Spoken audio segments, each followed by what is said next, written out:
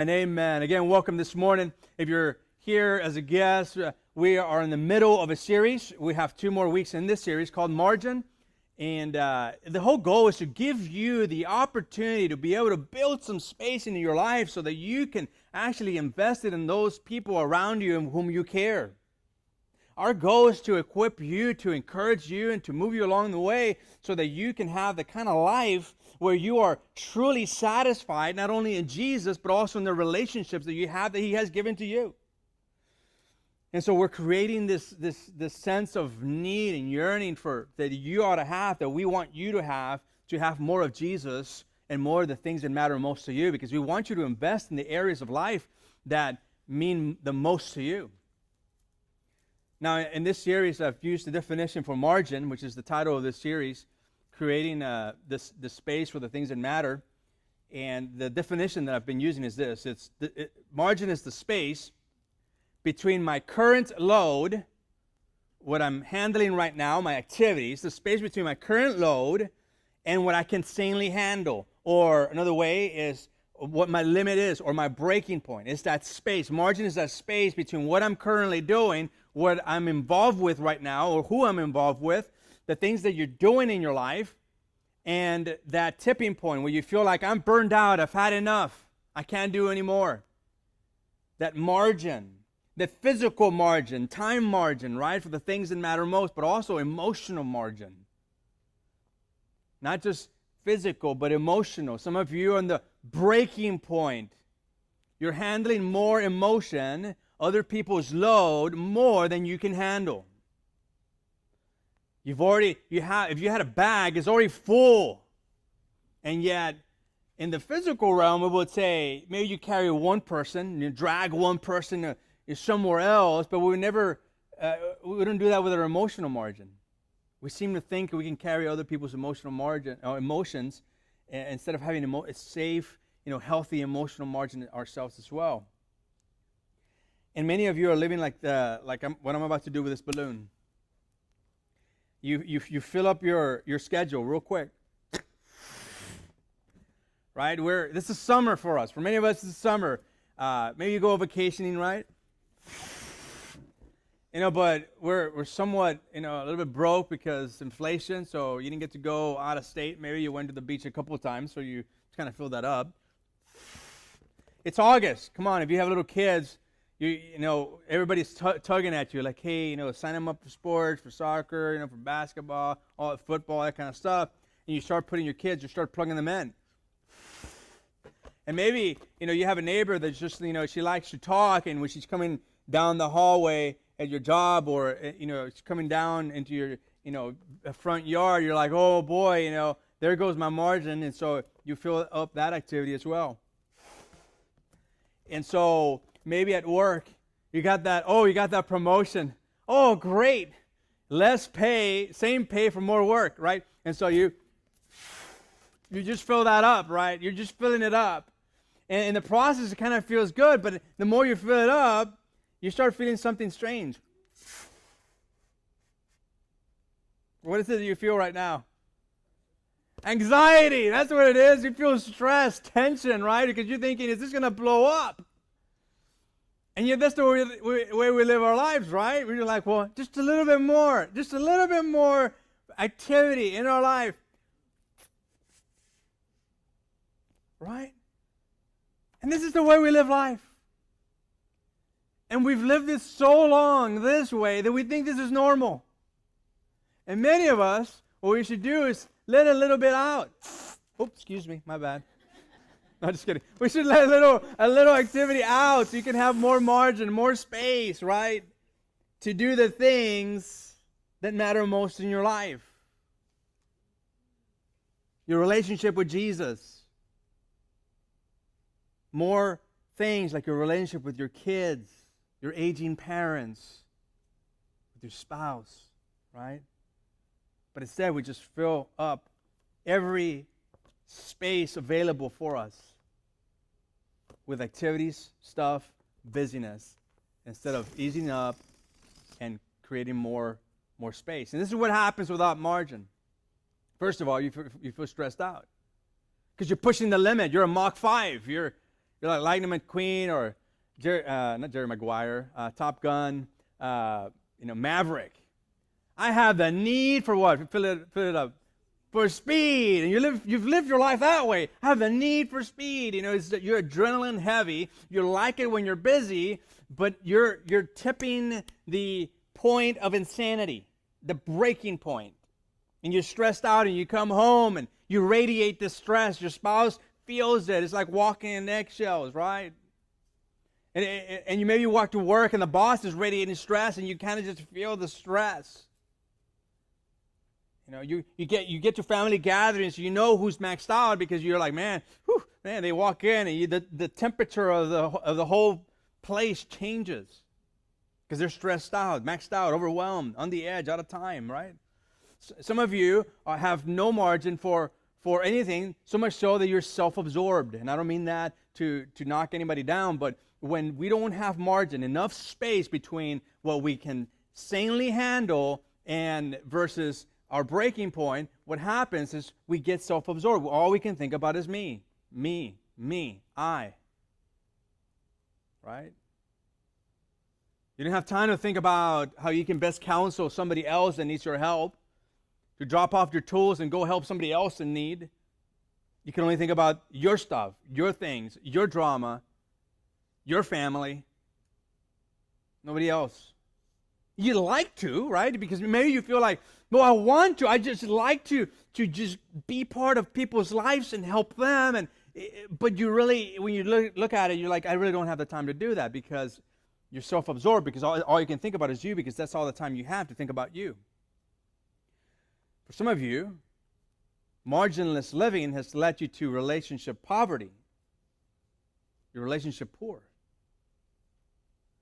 And relationships, healthy relationships, happen in the margins. It happens in the space between what you're doing and your breaking point. That's where relationships happen. And some of us are kings in the land of shallow. We're good with the how's the weather, right? But nothing deep, nothing substantial. So when we get home, you get asked the question, how was your day? It's all shallow because you have no margin. And we have shallow relationships and friendships because we have no margin to dig deep, to create roots that go deep. Because busyness is the enemy of intimacy. With God, but also with your loved ones. Busyness is the enemy of intimacy, both with God and others. Dr. Richard Swenson, in his book Margin, said it this way. He said, I've come to believe that the speed of society is as much responsible for the problem of personal and societal dysfunction as any other single factor. Virtually, all of our relationships are damaged by hurry. Many families are being starved to death by velocity. We walk fast, talk fast, eat fast, and then announce, sorry, I've got to run. And God, I suspect, doesn't fit any better into your breakneck schedules than our children do. This busyness is fracturing your home. It's fracturing the very person that you love, but that relationship is being fractured because there's no margin to invest in that relationship. Chuck Swindoll wrote this. It says busyness. He said, busyness destroys relationships. It substitutes shallow frenzy for deep friendship. It feeds the ego, but starves those who love us. It fills the calendar, but fractures the family. And that's what busyness does. That's what marginless living does for us. That's a life of Mach 5, need for speed, just breaking your boundaries. And we do that. We try to do too much. And I think we do that because we forget what matters most. That's what happens. We forget what matters most. We have this amazing capacity to remember our hurts and forget our lessons. Now, some of you may be in the category of remembering, like you really remember stuff. So my personality type, something happens, I move on, I forget details, all that kind of stuff, you know. Marissa's personality type is she can go to her past, relive it, just like if she was there. Some of you are that way. And you remember your hurts. You go back to your past. You remember what was said exactly. You remember the smells, the sights, exactly the tone that the message was delivered to you. And in some cases, there's a lot of hurt associated with that. And in some cases, there's a lot of joy. But boy, we have a good memory for the past. But when it comes to the present and current lessons, we forget. And we got to reduce our overloaded life. For example, go to Psalm 39, verse 4. Psalm 39, verse 4. The psalmist said this, says, Lord, remind me. You can almost feel intuitively the sense in which the psalmist is writing the psalm. Lord, remind me how brief my time on earth will be. And then he repeats it again. Remind me that my days are numbered, how fleeting my life is. He's like, remind me that life is short in comparison to eternity. But yet, we fill our life with stuff that has no impact into eternity. You know, on occasion, I'll show this example of, you know, if you can imagine this rope, and if this rope just extended all the way through the door, out from Gonzales County to the next county, and out into eternity. And at the tip of it, we put like a little red tape, right? And this would be symbolic of our life, right? And this rope just goes into eternity, But this is our life. Life in the red. And what we're really good at doing is filling up life in red with a whole bunch of stuff that has no bearings into eternity. And we pack in as much stuff, activities, busyness, material possessions, everything we can pack into the red. A whole bunch of stuff. When in reality, like the red is just like, it is nothing compared to eternity. Eternity is eternity. But yet we live life on red. And we're just maxed out, fill it up. That's why the psalmist in chapter 90, verse 12 said, teach us to realize the brevity of life. Teach us that life is short. Why? So that we may grow in wisdom. I want you to notice that it doesn't say, teach us to realize the brevity of life so that we can grow in busyness. Teach us that life is short so I can pack up as much stuff right now, live it up as much as I can right now with stuff that has no impact into the future, into eternity. Didn't say that. So that we can grow in wisdom. And we can grow in wisdom and do things for the honor and glory of God and for the benefit of other people around you. But instead, we live in the here and now, and we pack it up. The very technology that was supposed to help us betrayed us. Or rather yet, we abused it. The technology that was supposed to give us more room, more space for our relationships became the very thing that now we use to fill up all of our margin. The iPhones, the smartphones. Boy, they were supposed to help us, right? Man, we could do less and spend more time with those loved ones, but then we filled it up with, oh no, I get to do more because I'm more efficient. I get to pack it in. It betrayed us. We misused it. And I want to just share with you 3 truths that will help you, that you'll have to remember, I believe, that will help your relationships, will help your families, your business. You'll have healthier lives, more enriching relationships with your spouse or your kids or your parents.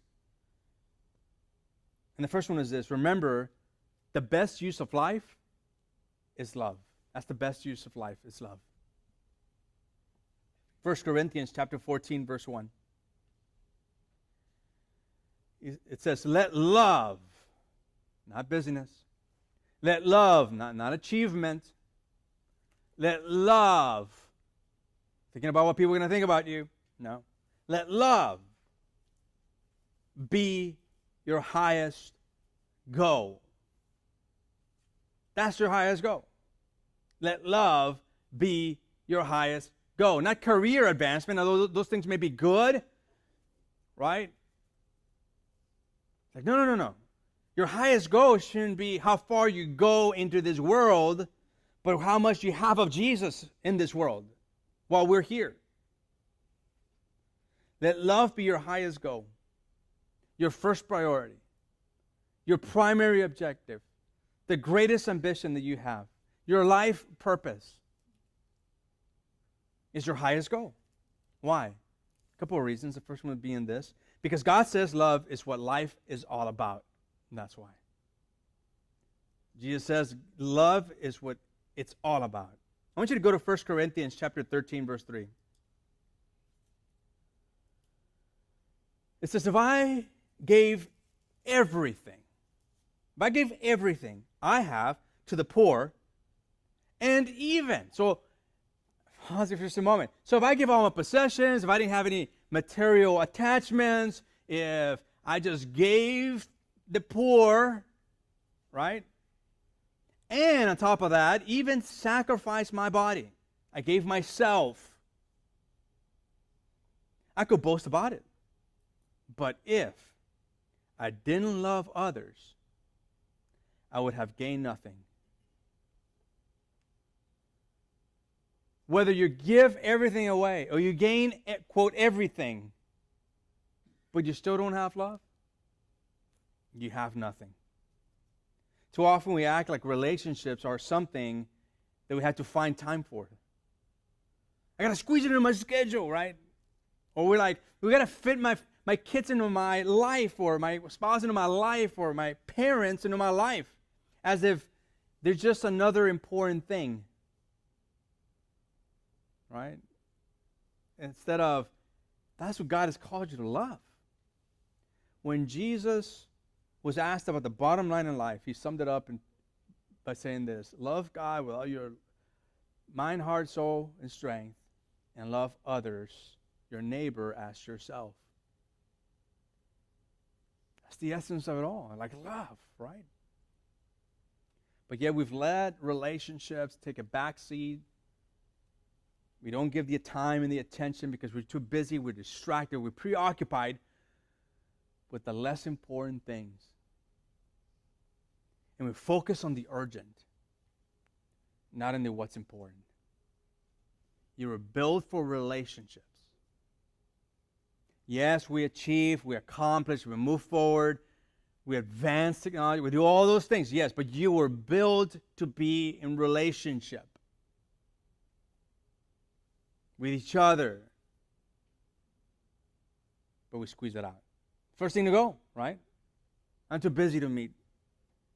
I'm too busy to go to church. I'm too busy to plug into a smart. I'm too busy to, you fill in the blank. We fill it up. We're too busy to go to the family reunion. I'm too busy for, to invite so-and-so and such. First thing that goes is relationships. The external first and then the immediate second. We focus on what's urgent, not important. Getting work done, which it should get done. Pay bills, that should be paid. Making progress, we should do progress. Putting your kids in 4-H or sports and all these things. Those things are good, but we put them above the main priority. Love God with all your heart, soul, and mind and strength, and love others as you love yourself. Go to 1 Corinthians chapter 13, verse 13. Because love is the thing that's going to last. This is the second reason. Love is the thing that's going to last. So go there, 1 Corinthians 13:13. And by the way, I want you to asterisk this verse.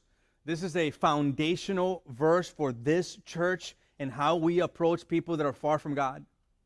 And I'm going to unpack that in just a moment, but this is one of those verses that the way we filter the things we do is filtered through the way Jesus modeled this verse. But more on that in just a moment. 1 Corinthians 13:13, it says, 3 things will last forever. 3 virtues. They're going to last forever. Faith, hope, and the greatest of these is what? Love. Faith and hope are good. But the greatest of these is love. It's interesting when you ask people, how do you want to be remembered? Like when you die. Most of us would say, we'd like to have some enduring type of legacy. Most of us would say, I want to be remembered for the good stuff that I did. Most people would say that. And yet God tells us how to have a lasting impression, and that's love. Not work or wealth. Love is the secret of a lasting legacy. People will quickly forget your achievements. Whatever you achieve, people are going to forget. They'll remember how you love them. One day, believe it or not, for those of you who are growing up in the generation where everybody gets a trophy, not knocking it down, yes I am, actually. Everybody gets a trophy. One day your trophy, nobody's going to care about that. As a matter of fact, your kids, when you die and they're cleaning out your house with a big trash bin, right, the ginormous one, because you collected a whole bunch of stuff, guess what's going to go in there? Your Pee Wee trophy. That's what's going to go in there. It's not going to matter. They're not going to be like, look, Dad got the Pee Wee award, for best kicker in the soccer team. No, it's going to be out in the trash. Believe me, it will. In your deathbed, you're not going to be like, honey, can you bring me that award I got at work? I want to see it one last time. You're not going to say that. You're not going to say that, You're not going to be like, Bubba, can you bring me my certificate from Southwest Texas State University? Not Texas State, but Southwest Texas State University. I want to look at it one last time before I see Jesus. You're not going to say that. Why? Those things don't really matter. They don't really matter. You don't ask for the objects or diplomas at the end. What do you ask for? It's the people you love. Many of us have been there, right? We've gone through a tough season. Culturally, not just here in Gonzales, but, beyond. What do you want most? It's your loved one. Nothing can take the place of loving relationships. Fame can't take the place. Wealth can't take that place. Success can't take that place of loving relationships. And Jesus modeled that. Now back to that verse, 1 Corinthians 13:13, it says that, pursue faith, hope, and love. Now, in matters of relating with other people, this is 1 Corinthians is written to the church. In matters of relating with other people, other believers, other people that are in the family, right? They're in the family of God. We're in the family. We relate to each other almost that way, chronologically, like faith. I'm going to, sharpen your faith. We sharpen each other's faith, and then we give each other hope that even amidst our suffering and struggles, that Jesus is coming back. And when he rules as king, there will be no more suffering. There will be no more pain. We remind ourselves of that. That's the hope. And then we love on one another. We take care of one another. We're there for each other. And within the church, that makes perfect sense. But when you're dealing with people that are far from God, Jesus did the reverse. He reversed the order. It wasn't faith, hope, and love. It was love, hope, and faith. Let me give you 2 examples. I love that Zach brought up the passage he brought up earlier, just the fountain and being satisfied in Jesus. And in that passage, what you see this woman, a Samaritan woman. I'm just going to show you how Jesus approaches it differently and the way we approach it as a result. Woman comes in the middle of the day to the well. It's the heat of the day. That means a couple of things. First of all, it means that she's been ostracized by her community. Because she's a woman and she's not coming with the other women. It means that she has been shunned. She's a shunned woman within her community. The second thing that it means is that she's a Samaritan woman, which means for the Jewish person, they were considered half-breeds, filthy. The Jewish community wanted nothing to do with Samaritans. They wanted nothing to do with Samaritans because they had mixed blood, Jewish and other blood. Primarily the Assyrian blood, when they were conquered in the past in the northern kingdom. So the Jewish community saw them as a mixed bag, half-breeds. Had nothing to do with them. So here comes this woman, middle of the day. Goes to the well to search for some water, to draw water out by herself. Jesus at this moment is by himself. He sees her. And what does he do first? As a Jew, Jesus goes and talks with her. That's an expression of love. At that moment, Jesus is loving on her just by being in her presence as a Jewish man. And that's another thing. She's a woman.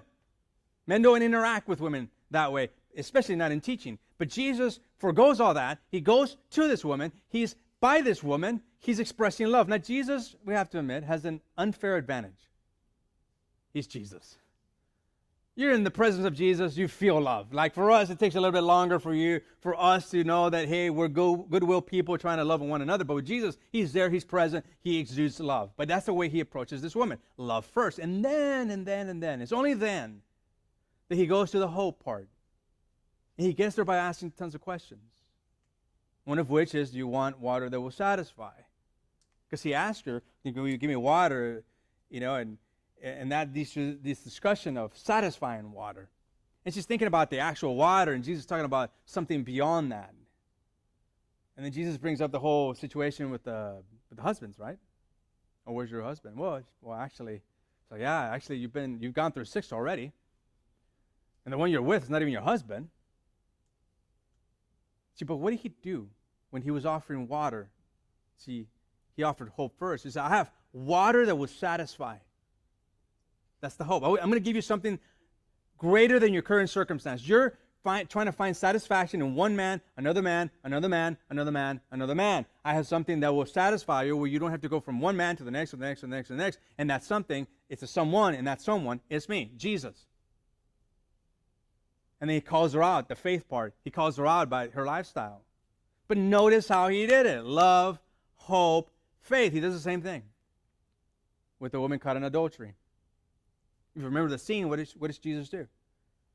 As this woman is dragged into the scene, Pharisees just there looking, the crowd looking at this woman. I don't know if she's half naked or not, or whether she has her clothes or not. We just don't know. The text is not very clear, but what is clear is that the guy is not there.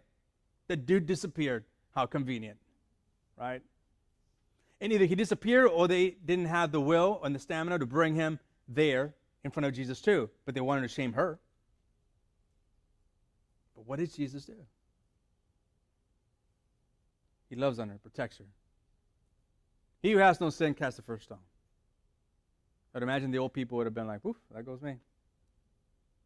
Right? What does he do? He gives her love first. And then he gives her a hope greater than her circumstance. Because then he asks, who condemns you? Who's still here? No one. Well, neither do I. What was the hope there? Acceptance. This woman seeking acceptance was with another man that was not her own, trying to find acceptance in the embrace of another man. And Jesus says, I am the one that accepts you for who you are. But then he gives her faith. Says what? Go sin no more. Guys, that's the way we approach people. Like the Christian community, we're so good at, man, lay the hammer.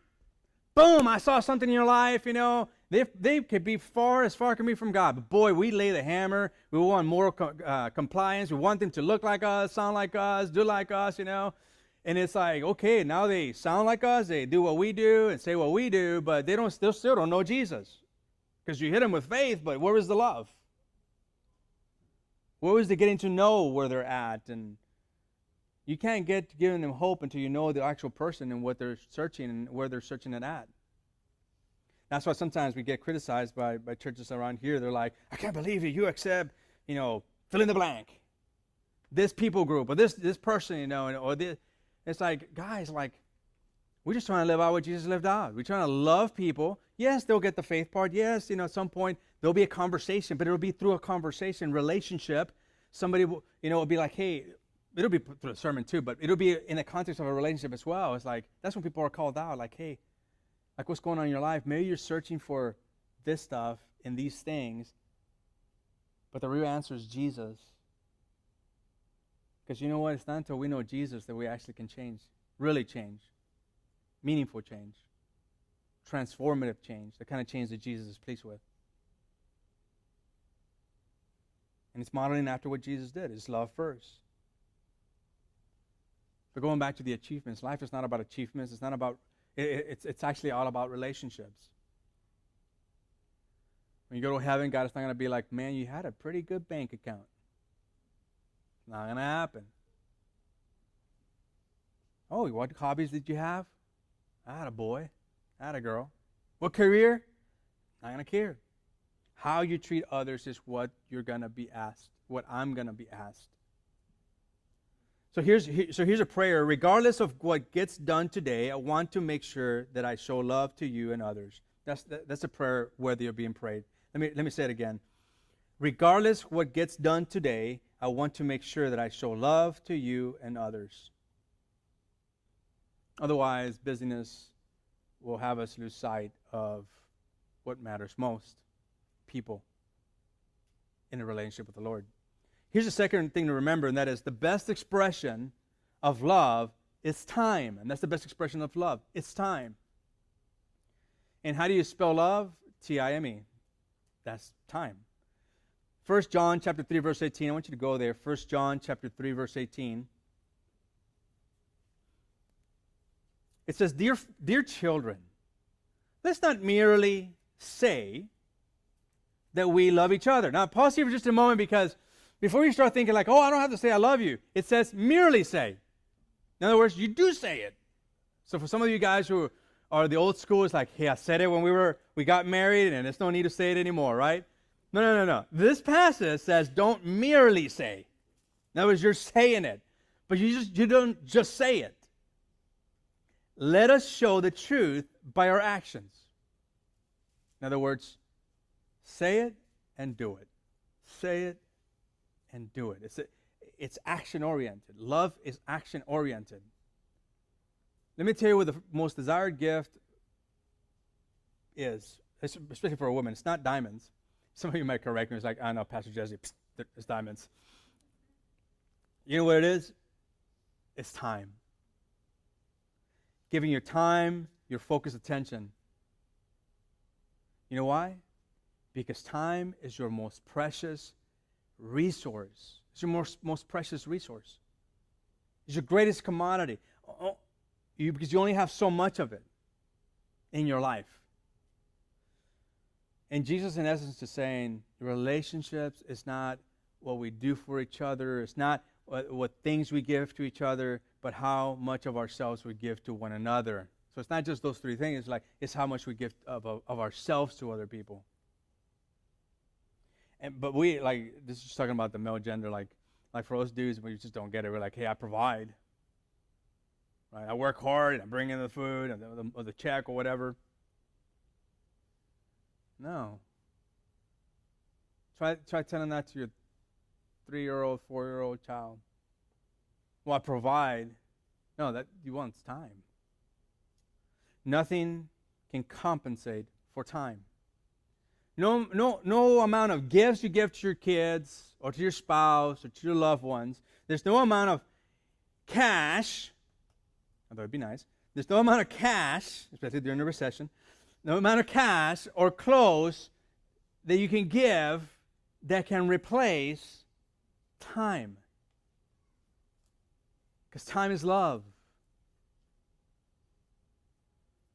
Your kids don't need the next gaming system. Sorry, kids.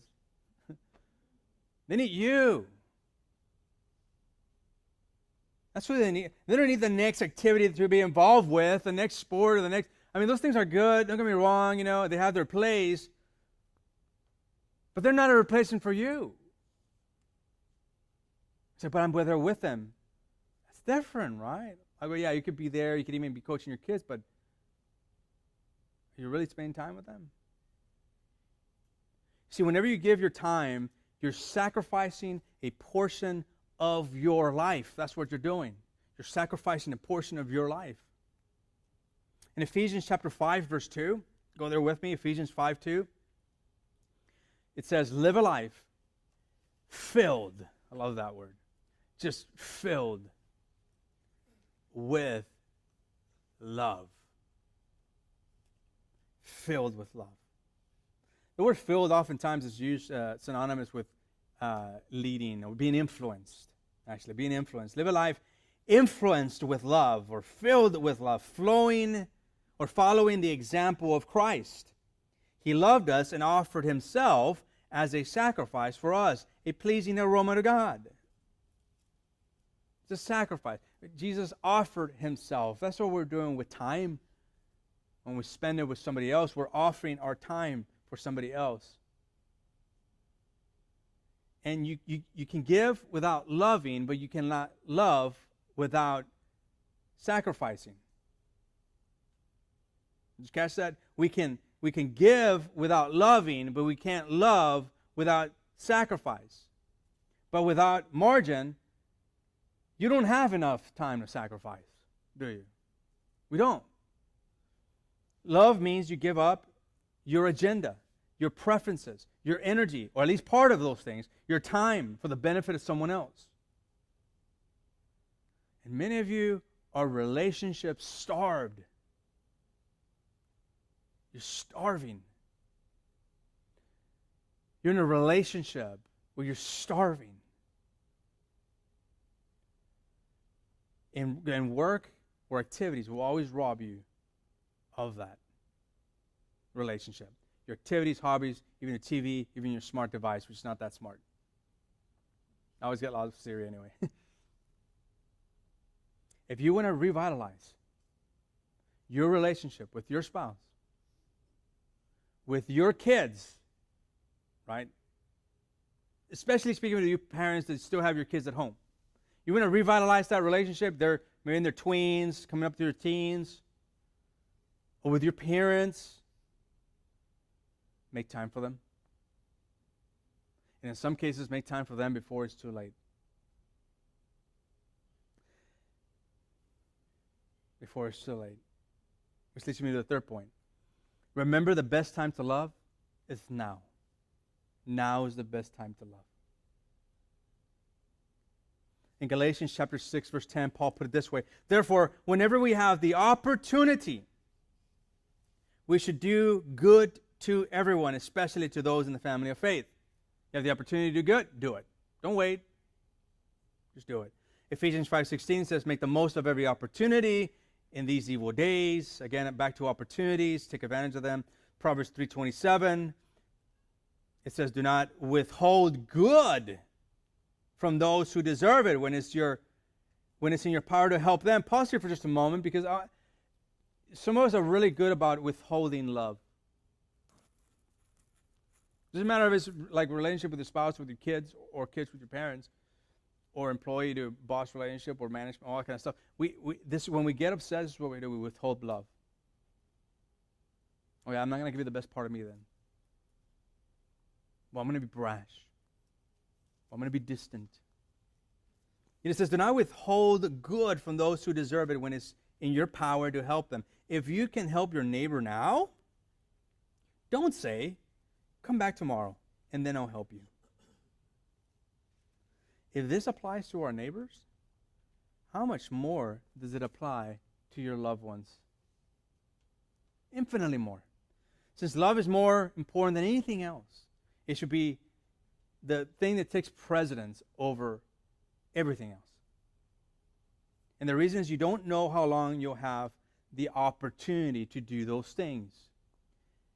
People die. There's circumstances that happen. There's changes in life. Kids grow up. They go to college. Then they have their own lives. I've talked with plenty of empty nesters now for, now years. And one of the biggest regrets that I hear people that are empty nesters is they wish they would have spent more time with their kids. Those of you who have kids, middle school age, even early high school, take that as a free piece of advice from the empty nesters who've seen it. They're on the other end, and they're like, I wish I had more time with my kids. You want time with your kids when they're older, when they're leaving the nest and they're going to college and making their own lives, getting married and having their own children, their own families. You want to see them back in your home? It starts when they're little kids. And then it moves into where they're in middle school, and then it moves when they're in high school, and it's investing time in them. The question is not whether we'll ever regret living an overloaded, ferociously paced life. But the question really is, when will we regret having lived an overloaded, ferociously paced life? When will we regret it? So what do we do about it? I'm going to give you one piece of advice, one big nugget, because I think that this will land there to everybody. The technology that was supposed to help you and me find more time for our loved ones, the technology that betrayed us, or rather we let the technology do one on us, is the very technology we need to be careful of. Some of us spend way too much time in social media. And you're craving attention. You want a better relationship with your children, with your spouse, but we have that darn phone right in our hand, and we're just, like we call in Spanish, chismeando, right? When the chisme, you know. Hey, listen, Facebook has figured it out. They'll only give you like your 6 top people, right, that will come in your feed. You know, and that's it. I mean, maybe you keep on searching and stuff. It's do less of this and more of this. Right? After a certain time, my phone doesn't come in for anybody, except if you're an elder or a part of the family. It doesn't ding. And if I don't answer your call, a text, at a certain time at night, it's because it's not coming through, and it's intentional. It's because if it does, I'll just be like this, and then I'll go to Facebook and my closest. Not bragging, my closest 2,600 friends, you know, and yeah, most of which I don't even know who they are, you know, like, right? Let's stop thumb to thumb. Let's start face to face. That's my point. Be careful with the thumb to thumb, because it doesn't replace the face to face. Let's pray.